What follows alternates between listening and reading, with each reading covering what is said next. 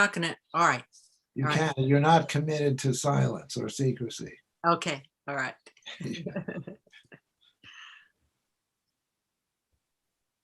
They'll be very honored. You're welcome. Yep. No, they will be very honored. Yeah, Oh, yeah. you're not committed to silence or secrecy. Okay, all right.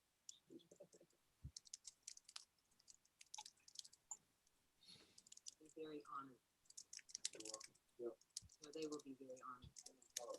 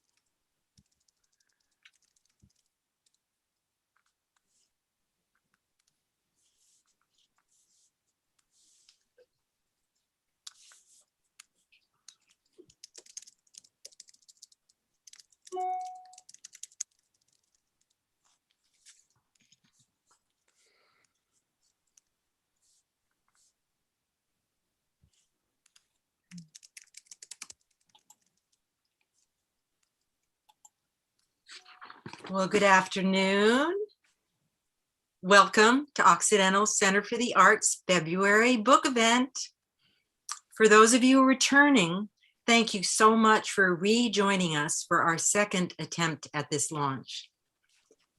I'm Suze Pringle Cohan. Welcome to Occidental Center for the Arts February book event. For those, I'm Suze Pringle Cohan, and I'm privileged to chair OCA's awesome literary committee and to host this afternoon's event.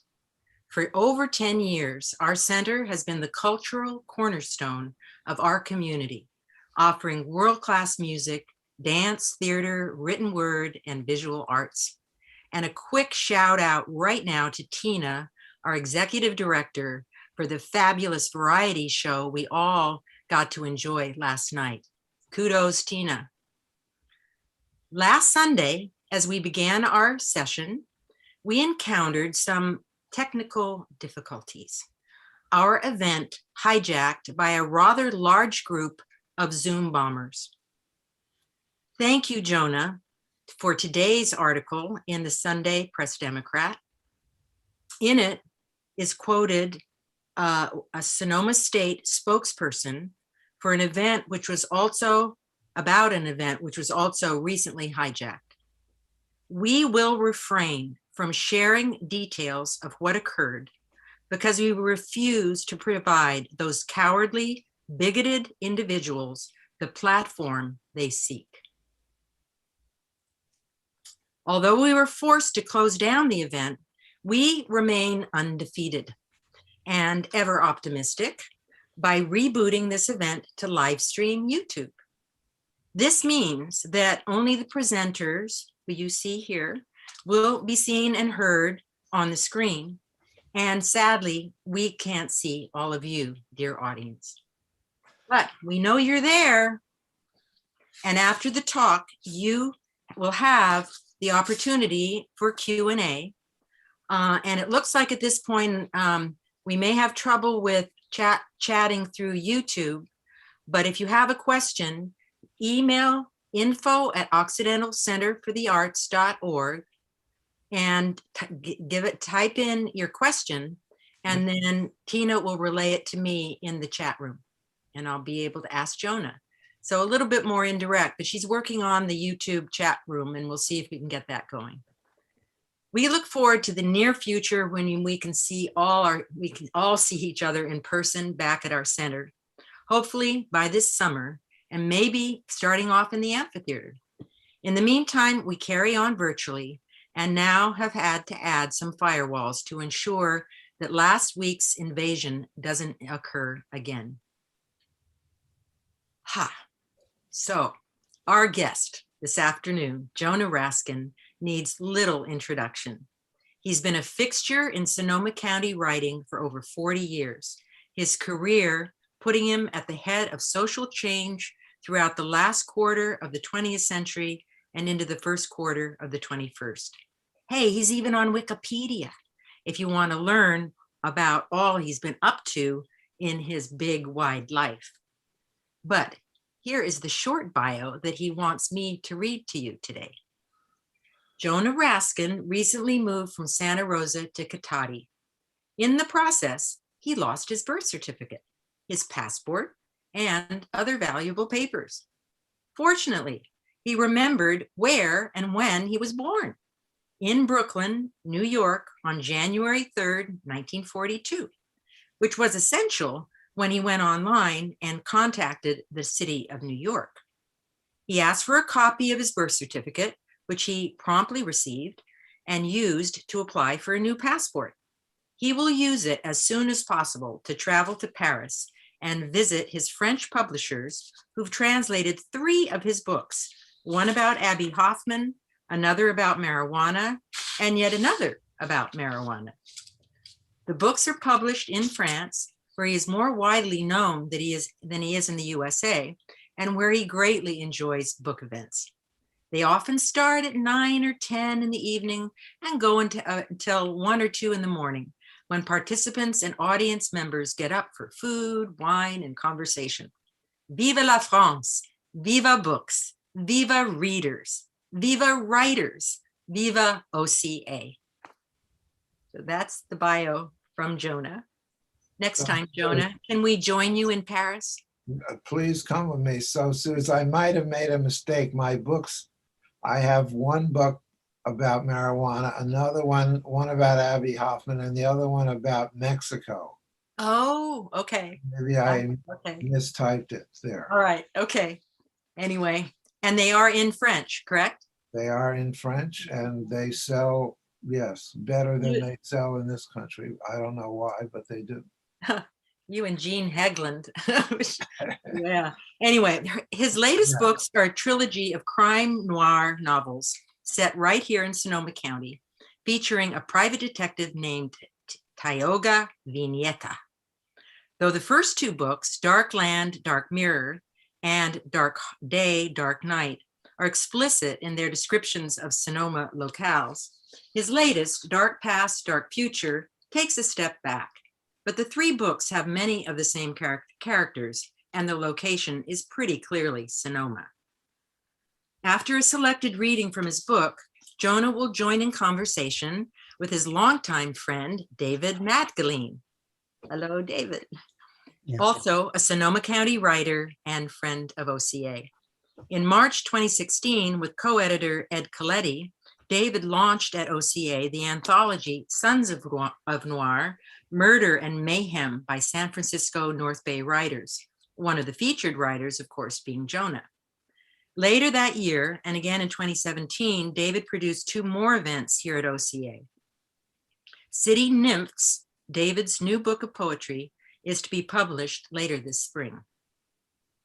Following their conversation, we will open the floor to questions from you, the audience. And so, as I said, you're going to want to type them, probably at this point, send them to Tina at occidentalcenterforthearts.org or info@occidentalcenterforthearts.org. And in the meantime, during the reading, she'll be working on seeing if we can get that chat room open in YouTube. And then I'll pose the questions to Jonah. So I think enough said, and we should just get going. Jonah, you've got the floor. All right, so I'm going to read from the chapter that's called Heart of the Valley. The valley hid its dark past and tried to ignore its dark future. Some folks, fools that they were, glimpsed darkness from around a corner and cried out, "Bring it on." The valley rose out of the waters of the bay and galloped north and west until it reached the outskirts of the county seat, where there were banks, hospitals, courts, and jails. The wealthy binged in big houses on tree-lined avenues. The poor survived in tents and under bridges on the outskirts, where they died alone of pneumonia, cancer, and diseases that didn't yet have a name or a cure. For some, it was the valley of lost years. For others, it was the valley of vice, where you could pay for anything and everything you wanted. Sex or speed, art or religion, friends or enemies, if that was your thing. The woman whose life and times you will read about here saw it all, or at least a great deal of it. She recorded nearly everything she saw and heard. It helped her maintain her sanity. Keeping records was also a part of her job. She loved the valley, and she hated the valley too. There were times when she was supposed to love it, but didn't. Times when her friends thought something was wrong with her when she did not cheer as they did. They patted themselves on their backs, told themselves how wonderful their children were and how the valley exemplified all that was good about humanity.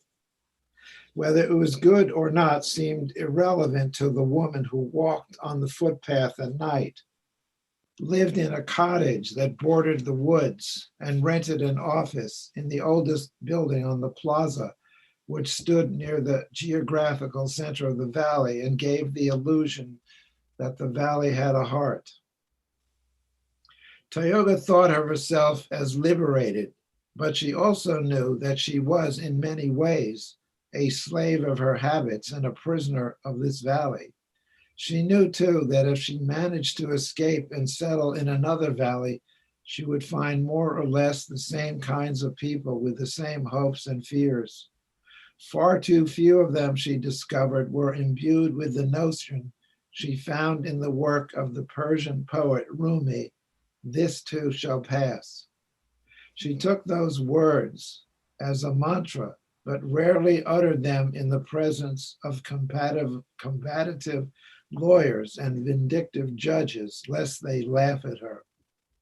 The sign on her office door read, "Tioga Vignetta, Private Investigator." This morning, she unlocked the deadbolt, moved from the outer to the inner office, and turned on the lights. Once at her desk, she booted up her computer, uploaded the photo of the baby-faced man from her mobile, printed a copy, and posted it to her Facebook page with the caption, "Beware." She emptied her pockets on the desk, small change, keys, and a Bic lighter. One corner of the room held several green file cabinets that were piled one on top of the other. A large desk sat near the middle of the room under a fan with blades that turned slowly and moved the hot air toward the ceiling. At the sink opposite the cabinets, Toyoga washed her hands, dried them, peered into the mirror, and looked for signs of stress, fear, or panic in her eyes. When she saw none, she smiled and said, "Looking good." She picked up her mobile, punched in a number, and listened to the ring. A smoky voice answered. "Alejandro here. What's up, amiga?" Toyoga cleared her throat, addressing the man she once knew as no name. "Hey, Alejandro, a stalker, perhaps one of Tomas's ex-Confederates, confronted me on the footpath that follows Humboldt Creek late last night. He said he wanted his share of the loot. I told him I had no idea what he was talking about, turned my back on him, and walked away." Alejandro took a deep breath, held it in, and let the air out of his lungs slowly. "What did he look like?" Toyoga put the phone on speaker and folded one knee over the other. "A short, stocky fellow with a baby face, sideburns, white skin, cleft chin, and no noticeable accent." Alejandro snorted. "Baby face. That could be Joe Erga. Used to ride shotgun with Tomas along the border where they smuggled stuff." Toyoga went to Facebook and looked at the photo she had just posted. There were several comments already, including one that read, "Looks like a loser." Alejandro went to Facebook and studied the same image. "Yeah, that's Erga all right. I thought he was out of the country. If he's in the valley now, he must smell blood and money." Okay, there we go. Right. Introduces you to the detective private investigator, to her friend who works with her, Alejandro, and Tomas is her ex-husband, and Joe Erga is one of his Confederates, and I guess one of the other characters is this money, or the loot as they often refer to it. And so it begins with the loot, and a lot of people are looking for the loot. And the mystery of the loot is solved, of course. You know where it is, where it has been hidden, and who has hidden it. Yeah. So, Thank you, Jonah. yeah, So you're Dee, welcome. Oh, yeah. I just want to say first, I'm just really happy to be here and to be at the Occidental Center for the Arts virtually, if not in person. It's been a little while since I've done something at OCA, and I'm happy to be here. Thank you, Tina and Suze and everyone for all that you do throughout the year, and especially for this event today where we can honor Jonah Raskin and celebrate this wonderful new book, Dark Past, Dark Future. Jonah, I understand that you used to live in Occidental. Yeah, I lived in Occidental for about 30 years. I went and visited my parents. My parents lived outside of Occidental. They moved from the East Coast and they were looking for a perfect place to retire, and they decided it was in West Sonoma County. And they had about 4.5 acres, and they grew vegetables organically, and they had fruit trees. And my mother made peach brandy from the peaches my father grew, and they used to trade peach brandy for venison and all kinds of other things. So I went and visited them, and in the winter of 75, 76, my parents said, "Well, we want to go to Mexico for the winter to get out of the cold and the rain, and we want you to house sit." So I said, okay, I'll house it. So, and then so I was there from like 76 to like around 2004, 2005. Yeah. Oh, yeah. So you're there for a while. So I know you got some writing done. Do you remember some of the writing you did while you were in Occidental? Well, I know I definitely wrote my biography of Abby Hoffman there. I had a study. I had my computer set up. I had two dogs, Ida and Lily, and they always came into my study like on the clock at like 4 o'clock, and they would push their snouts against me. And so I would turn my computer off and go out and hike in the hills with my two dogs. And so a friend of mine said once, well, you must get ideas when you're out walking. And sometimes I would get ideas when I was walking, but the, the main purpose of hiking was to get out of my head and, stretch my legs and just be in meadows and woods and getting to know the landscape. And the only problem I think I ever had was my dog Ida would get skunked often, and I'd have to deal with that when I got back home. Yeah. Yeah. So were you you've taught at SSU for a long time. Were you teaching at Sonoma State at that time? Yeah. I got hired in 81 at Sonoma State.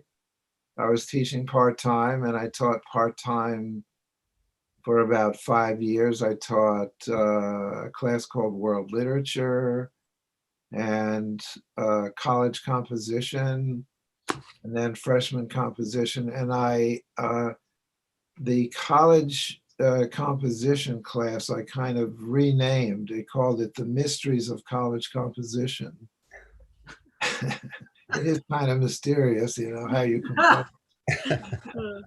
So we read murder mysteries. We read Dashiell Hammett and the Maltese Falcon and Raymond Chandler, The Big Sleep, and watched the movie versions. And then the students also wrote their own murder mysteries. And there was a man who was Chinese in the class, and he had a detective who was a follower of Confucius. And he solved all the crimes by using the thoughts and the philosophy of Confucius. So That's awesome. I thought that was brilliant. And then there was another student in the class who wrote about arson. And I remember he read his part of his novel in class, and it was so vivid that the other students all thought, this guy has got to be an arsonist. He wrote about it so authentically. So that was a delight. What I'm saying, I guess, here is that my interest in murder mystery and writing murder mystery is deep-seated. It's been around for a long time, and even, goes back before I taught this class. When I was a kid growing up, there used to be like at 1 or 2 a.m. A program was called The Late Late Show, and they would show old murder mysteries like The Lady in the Lake. And so by the time I was 11 or 12, I fell in love with murder mysteries and noir. I didn't say to myself, one day, Jonah, you're gonna write a murder mystery. So I was totally captivated, by I didn't even know the word genre. It's a genre, but a kind of literature with the detective. There's often a detective there is always a detective in detective fiction, but not always in noir. And there's usually a woman who's beautiful and dangerous, who's known as the femme fatale. and there's also a fall guy.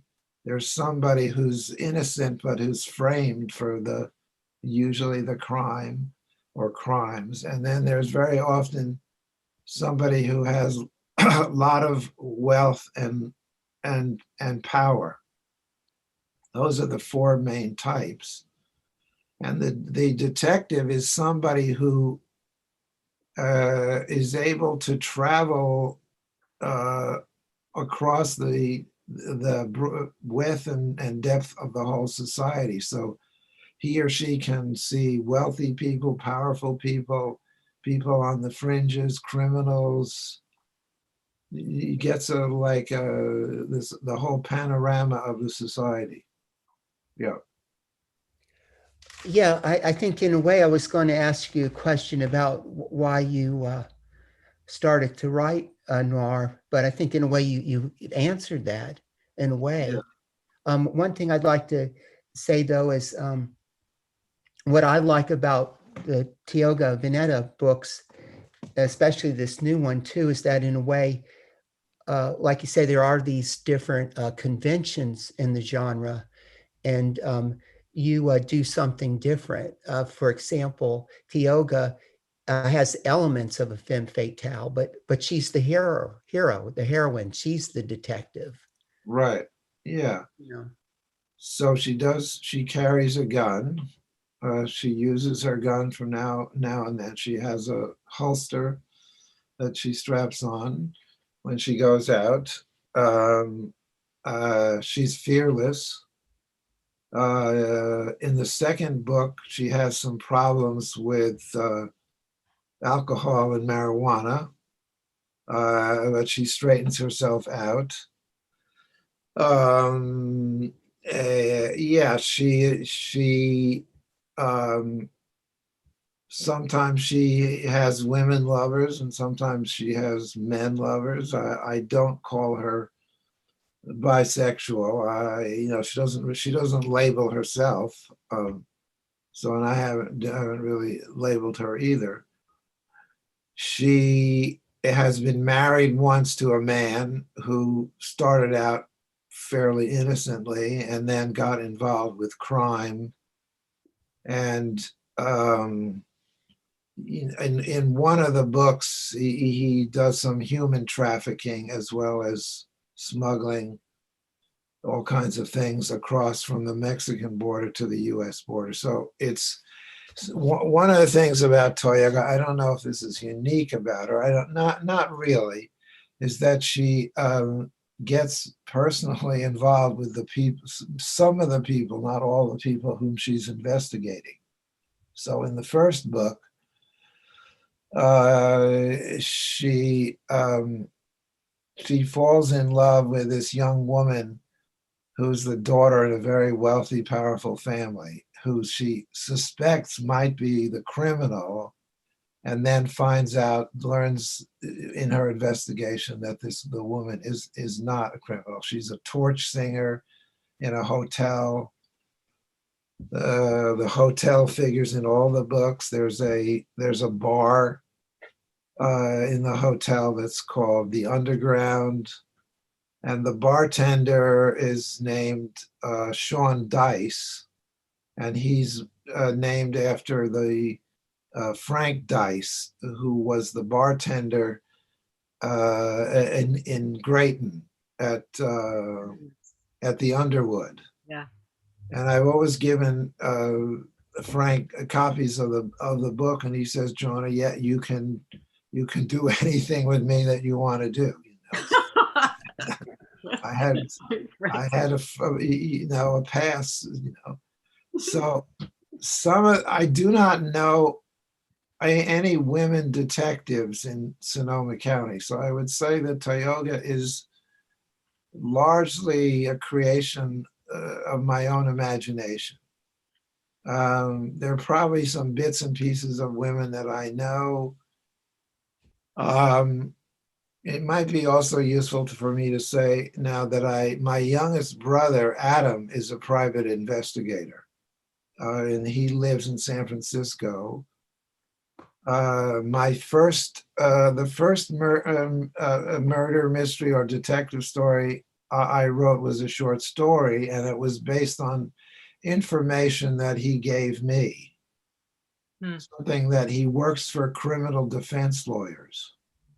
So he was once asked by a criminal defense lawyer to go to an address in Oakland and to rescue a man who had a price on his head because he was a witness to a crime. And so he's also a criminal, and the rival members of the gang, want to assassinate him.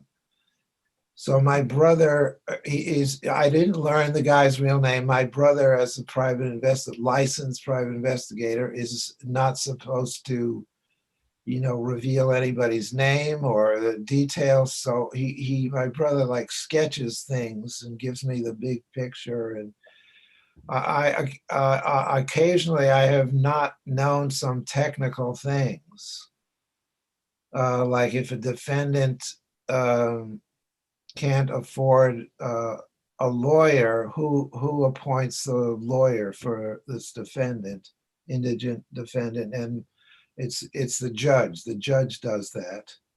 And then I asked my brother once, well, suppose in my first book, there's a man who's arrested and he has money and he has drugs and he has a weapon on his person when he's arrested, and all that stuff is confiscated. So I asked my brother, can the private investigator see all the stuff that's been confiscated? Now, probably people who watch all the crime series on TV know these kind of things. I don't watch those programs, the CIS, right? Right. So my brother said, yes, there's an evidence locker, and the private investigator can go there, and usually the district attorney is there, and somebody takes the stuff out of the locker, and the investigator can see it. So my brother is a help. One time I asked him for information, and he said, "You're writing a novel, make it up, use your imagination." So I have followed that advice as much as possible. I mean, I'm trying to be realistic, though some of the time I am surrealistic. Like in one of my books, it rains frogs. There's a big downpour and frogs fall down from the sky. And then I looked it up, and it's true. There are these big wind and rainstorms when the wind, pulls the frogs up from the ground or wherever they are in the mud up into the sky, and then they come raining down to the ground. So some of those kind of things happen also. Yeah, Jonah, I was thinking about what you're talking about, that I think one of the comments that somebody could make about the noir or murder mysteries in general is that the characters are flat. They're not round. Like say you have the certain types, the fat man or the femme fatale. Yes. It sounds like to me, and of course from what I know from reading the Tioga books, that you have round characters here, and that also that again, so murder mysteries generally are plot driven. Would you say that the Tioga books that you're writing, are they more character driven? Good question. That is possible. When Tyra goes around investigating, she meets curious, all kinds of curious people. I mean, some of them are people who grow grapes and make wine because of where it's set. So I can see that it's partially character driven, but it's also plot driven, because I hope that the readers want to figure out, well, where is the money, the loot that's mentioned in the chapter there, and does it come to light, and how does it come to light? I want people to turn the page and keep turning the page. And so, I try as much as possible to put the reader in the same place as Toyoga, the detective, though, so they have the information. When she has the information, they see things through her eyes and they hear through what she hears. So hopefully they're participating in the detection process, and maybe they figure out. So I don't like the idea of tricking the reader or misleading the reader. So it is possible. It's possible that some people reading what I just read will say, "Oh, I know where the money is hidden." I don't know. Do you remember do you remember reading it? Did you know where? You say to yourself, "Oh, I know where the money is." Do you remember, David? No. No. I like when I read or watch a movie or TV show. I try to just go with it. I don't try to, guess myself. I know some people do. So yeah, I just kind of go with it. I mean, I think it can be both that, someone's reading and enjoying the plot and where it's going, but also at the same time, I think as a reader, you like to feel like you're developing an interest or a relationship or whatever, with the protagonist. And so I think you have created like I say, a round and, interesting protagonist, and also the people that she meets. And I did want to make a point about that too. I think, like you say, she's not just meeting individuals here in the city of Sonoma and in the Valley, but that what I think is interesting, and I think distinguishes it from many other detective books, is these are relationships she has with the entire families. That she has a Yeah. friendship with the wine grower, but also his wife, also his daughter. That kind of thing is interesting. Yeah. So yeah, the first one is a lot about a family in the valley. There is the husband who is a judge, and there's his wife, and they have two daughters. One of them is their own biological daughter, and another one they've adopted. Storm is her name, and she's a very stormy character. She's the one who's the torch singer in the hotel. And then the other daughter is a kind of hippie farmer. She lives up on the top of Sonoma Mountain, and she raises goats and makes goat milk cheese and grows vegetables, and she has a kind of communal world. So there's this sort of countercultural part of the valley. And then there's also the touristy part of it at the hotel. And in that book, the first book, there's a murder that's made to look like a suicide, and a suicide made to look like a murder. So it's kind of like the two pieces of the puzzle are fit together. And so I think it's challenging to write a totally new, different murder mystery noir, because hundreds and hundreds, if not thousands of these have been written. I mean, Dostoevsky wrote Crime and Punishment is a murder mystery. I mean, Oedipus is a murder mystery. The guy he's killed his father and then he marries his mother. That's pretty noir, isn't it? So it's pretty dark. And then, I mean, Edgar Allan Poe is often described as the father of the modern murder mystery. He has this detective, he's French and he's in Paris, and probably some people might remember the Murders in the Rue Morgue. Mm. where the killer is this gorilla who's escaped from the zoo. Um, and the first modern detective was in the city of Paris. And guess what, folks? What was he before? He was the chief of police. So what was he before he was the chief of police? He was this criminal mastermind. So you have the kind of, or I like to have the law enforcement people and the criminals kind of rubbing next to one another. And sometimes you don't know which side they're on. Mhm. I have known cops and police officers, and some of them I've gotten to know and consider them, acquaintances. The longtime sheriff in Mendocino County, Tom Allman. But I wrote articles about the police chief in the town of Sonoma. I've written for the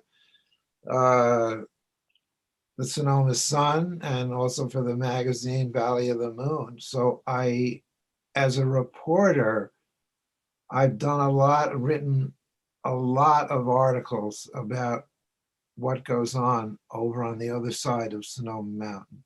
So would say that I have like a huge, sometimes I think of it as a reservoir, but like a big compost pile of material that I can like dig into for characters and situations and plots. So, when I was working on my murder mystery, the first one, I remember one day I went over to the Friday morning farmer's market, and I was talking to this man, and I said, I'm writing a murder mystery set in Sonoma. And he said, how can you do that? That's impossible. There's no crime in Sonoma. You know, I mean, so that was more incentive for me to actually do this. I mean, I had this big file of crimes that took place in the town of Sonoma. Bank embezzlement, murders, child molestation, you name it. It's there. I mean, in the first one, I do have, I call it an eco-noir thriller. And the crime really is the use of chemical pesticides that are poisoning the landscape. So, yes. Yeah, well, that's one of the things I like about the books is that how Tioga, goes all over the place and relates to all different kinds of people. Yeah. Has friendships with them and relates to them from a position of strength. I think that's one of the characteristics I most like about her. How are we doing on time, Suze? Do we have time for some more questions? No, I think we do. Yeah, Okay. I don't know. I think Tina has not been able to open up the chat feature of YouTube. So those who want to ask a question are needing to email her. I've just, she's just told me no questions yet. So I think we can just carry on with our conversation, and maybe all of their questions are being answered in this through your conversation. It's fascinating to me. Oh, yeah. It sounds good to me. I just wanted to make sure too that Jonah has some more time to read from the book. Sure. Yeah. So like one of the mysteries of there's many different mysteries in the most recent one, Dark Past, Dark Future, but one of them is like, who is telling the story? It's not in the first person. I mean, Tioga is not telling her own story. So, and it's at the very end, you find out, the reader finds out who the narrator is. So, and the chapter is called "It Takes a Valley," and I was going to read a little bit from the last chapter. That sounds good. You will not find my name anywhere in this book, but if you have gotten this far, you will know about the Alhambra, the movie house I operate, and where I showcase the film classics that Tioga Vignetta loves to watch. I am the Alhambra's projectionist, though these days it is all mostly automated. I have known Tioga for nearly a decade. When I read this manuscript, I see my fingerprints everywhere. After all, I am the author of this book, though I had a lot of help. I am fortunate. I have a good memory, and I know the valley very well. It takes a village, or rather a valley, to write a book, this book in particular. I began work on my manuscript when I first heard about the outbreak of the coronavirus in China. When it spread to the US, I quarantined myself and wrote all day and sometimes into the night. While this book is not about COVID-19, it is about another kind of deadly virus that attacks women in particular and that affects everyone, no matter what their sex or gender. I have lived with it my entire life, so I am a survivor. So I would say that comment by the projectionist about starting to write when he first heard about the outbreak in China, that is me talking. I started last February, and I mean, I had to quarantine myself. I mean, like everybody else, I wasn't supposed to be out and about. So I hunkered down in my room with my computer and worked on this. And I really forgot about what was going on in the world at large out there and just got absorbed in with the characters that I was writing about. So just to skip ahead to the very last paragraph in the last chapter. From the projection booth, I looked down at the empty auditorium. I refuse to believe that movie theaters are a thing of the past and that people will stay at home and watch movies on their screens, whether big or small. If I have to, I will sit in the theater by myself and watch all of Agnes Varda's films and all, or at least most, of Charlie Chaplin and everything with Bogart and Bacall. I think back to the dark past and ahead to what may be a dark future. A movie theater is mostly a place of darkness, though now and then the lights do come on. So that was definitely intentional and conscious to have the lights coming on at the end. I don't think any of my murder mysteries end with total darkness, and no, they don't end with like total despair. There's a sense that the lights are going to come on again, that the movie theater movies will be shown again, that we'll come back to some of the ways that life that we lived before the pandemic hit us.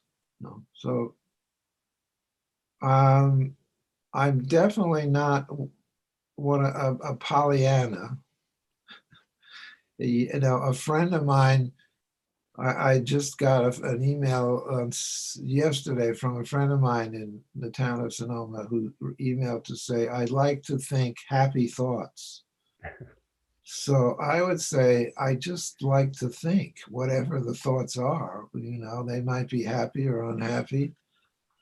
I think it would be very difficult to think only happy thoughts. You'd have to go into quite a bit of denial only to think happy thoughts. So whatever they are, let them come, and let's ride the wave, get through it, come out the other side. Yeah. You know, Jonah, and this could be saved for, you know, a private conversation sometime. But when you two were just, you know, you're just talking about who's telling the story, who's the narrator, Yeah. and then you don't know till the end, and the projectionist is actually you, the author. And Yeah. I just had this shimmer of Vladimir Nabokov and how he would write Yeah. sometimes. Not with the narrator being invisible and then being revealed. And I don't know. I mean, are you influenced at all by Vladimir Nabokov and some of his stuff? I mean, I'm not referring to Lolita, but more King, Queen, Knave, and Benin, and some of the others. There's Well, there's I this play going on between the narrator and the author. There, and you never quite know who's who. well, I would definitely not put myself in the class of Nabokov. Mhm. He's Yeah. the master. He's a genius. But I would say that in a certain way, I'm influenced by him, or he's one of the authors that he's at the back of my mind. That I don't want to tell the story in the same way that the 19th century narrators Hmm. told stories like Jane Austen Right.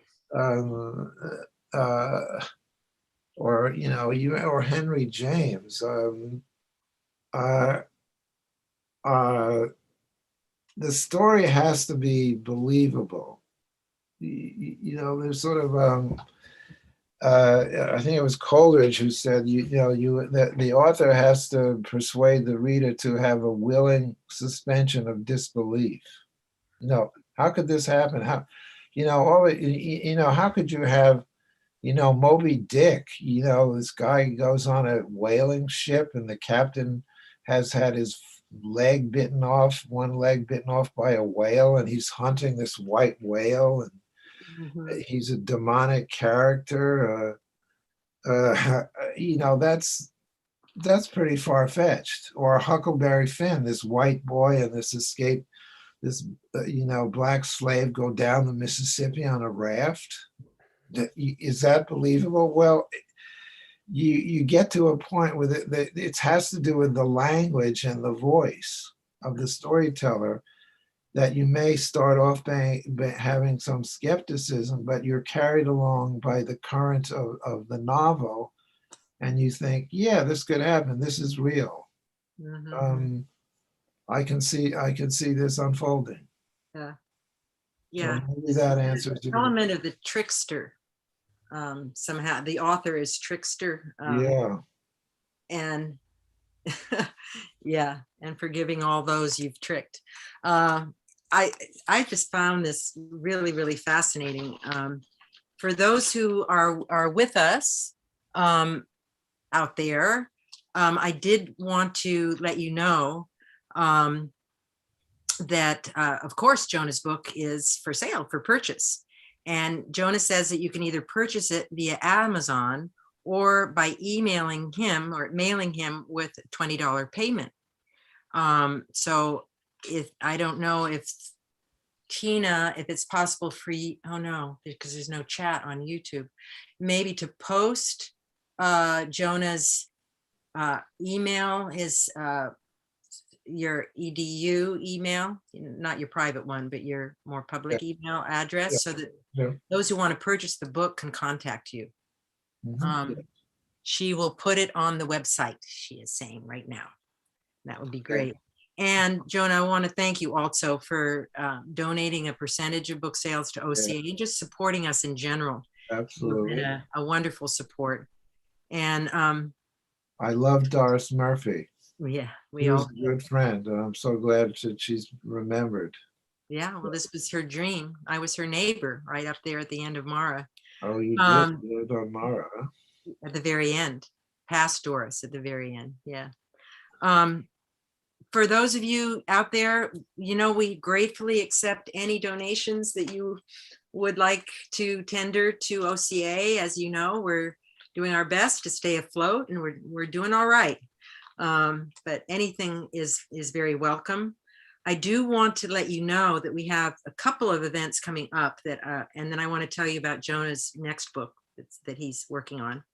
But the next guest in our series is poet and environmental activist Elizabeth Heron, who, with her recently published poetry collection, Insistent Grace, and she'll be with us on Sunday, March 21st, again at 4 p.m.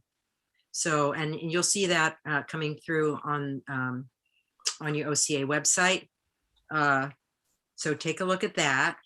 And then the other thing we're super excited about, and this just landed in my lap, I was apprised by Mary Lou Downing and Sarah Payton of the fact that Barbara Ganella et al. Has just published a book called Occidental. And it is chock full of photographs, mostly photographs, but short vignette stories of Occidental from the mid 19th century up to the present. So we contacted her and asked her if she'd like us to host her in a book launch for her book. And she just did somersaults and said, absolutely, she'd love it. And she's been a real supporter of OCA, one of the few of the town folk up there in Occidental. So so then Mary Lou came up with the idea, how about we invite Gay LeBaron to come join Barbara in conversation. So we contacted Gay and she immediately said, absolutely, I'll be there. So that is going to be on Sunday, April 11th. It's the week after Easter Sunday, if you care. And they will be in conversation together about this book and about the history of Occidental. And I'm trying to get the news out to the PD and Gazette and Boho and everyone, Chris Smith and Dan Taylor, and get people, get the word out that this is happening, because it should be really historical, really great event. And then lastly, I really want to thank Tina for all the work she's done. She has just designed a new logo and website, and we're super excited about it. She's going to be working on it this coming week. And so we really are thrilled that you're going to see our whole new look. And I want to thank her for all the very successful variety shows she's produced, 5 of them over the last year, and for just being the best all-around executive director ever. Just kudos to you. Many bows, Tina, honestly. Thank you. And then lastly, for those who want to know what Jonah's up to, enough with the darkness already. You've finished the first draft of an historical novel set in San Francisco in 1955, when Ferlinghetti, R.I.P., Ginsburg, and Kerouac roamed the streets, and when Emmett Till was lynched in Mississippi and Martin Luther King Jr. led the bus boycotts in Alabama, and rock and roll broke through into the mainstream, all in 1 year. So, well, mostly, but the book is going to be that. Yes. Everything that occurred in that year, 1955. And the book is called Beat Blues. So he's just finished his first draft. So we're anxiously awaiting that publication. And we're looking forward to your book, David, coming out later this spring. Okay. And let me tell you again the name of it, because I just forgot. What is the name of it? City Nymphs. Yeah. So we're going to have some fun in the city coming up. And so stay tuned, everyone. Thank you all so much for coming and hanging in there with us. And so going forward, these book events will have to use this security wall and live stream them via YouTube. And hopefully we'll get the Q&A function up as we continue forward, so that you will be able to pose questions. But in the meantime, we just thank you so much for coming this afternoon. Thank you, Jonah, so much, and thank you, David. Thank you. Yeah. Anything further that we need to talk about? I just want to say thank you again. Thank you at Occidental Center of the Arts for all that you do. Thank you very much. All right. Thank you, Jonah. We'll all be in touch going forward. Enjoy this unusual spring and try not to think about what it's going to be this fall if we don't get rain. So do some rain dances out there, everybody. Yeah.